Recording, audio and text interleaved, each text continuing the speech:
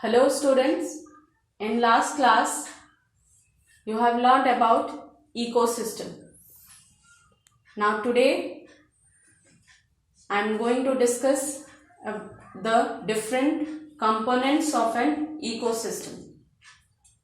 The components of an ecosystem are categorized as biotic components and abiotic components. Biotic components include all the living components and abiotic components include all the non-living components. So first, see biotic components. Biotic components, as it includes all the living components, all plants and animals are called as biotic components. So here first,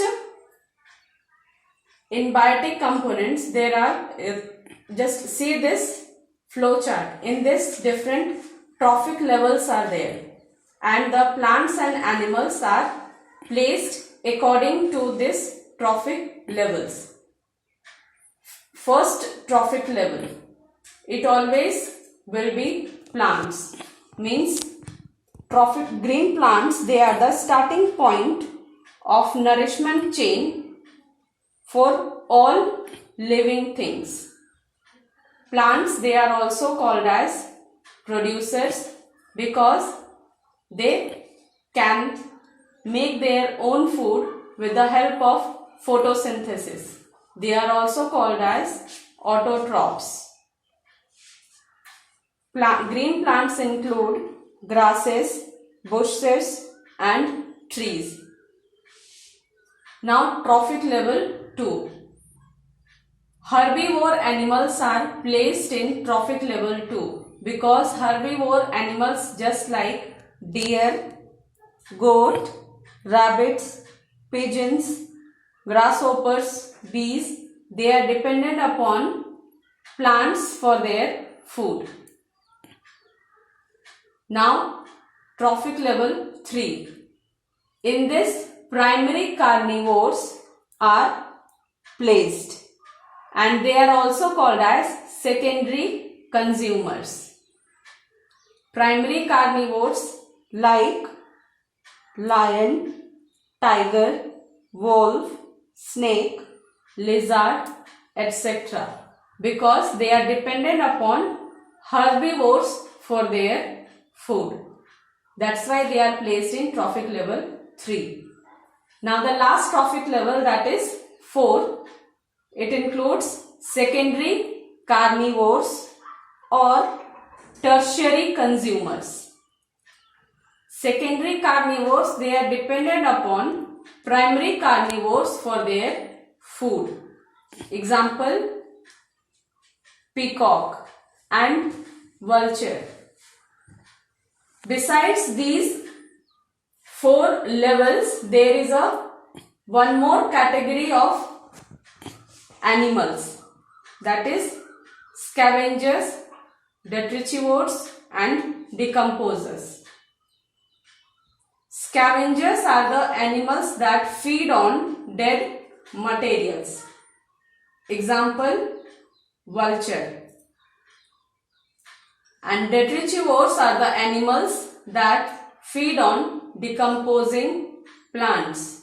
Example, earthworm, millipedes, etc. Decomposers are the organisms that decompose organic material. Example, bacteria and fungi. Now, abiotic components. It includes all the non-living components such as sunlight, air, water, temperature, soil. So first see sunlight. Sunlight is used up by the green plants for the production of their food. Now the next is air. Air, it provide oxygen to plants and animals for respiration. It is also served as medium for flight for birds and insects. It is also served as a good agent for the dispersal of seeds, fruits and pollen grains. Now the next is water. Water is used up or taken up by the plants or consumed by the animals in drinking, for drains, and this water is also used up by the plants for their food production. The next is temperature. The temperature of a region influences the body functions of the plants and animals living in that area. The temperatures like hot, mild or cold temperatures, it affects the livelihood of that region. The last one, soil. Soil is the foremost component of the forest, and the trees, grasses and bushes grows in soil. It contains water and mineral nutrients like sodium, potassium, etc. It also provides a dwelling place for burrowing animals like rat, snake. Means it also provides a habitat to these type of animals.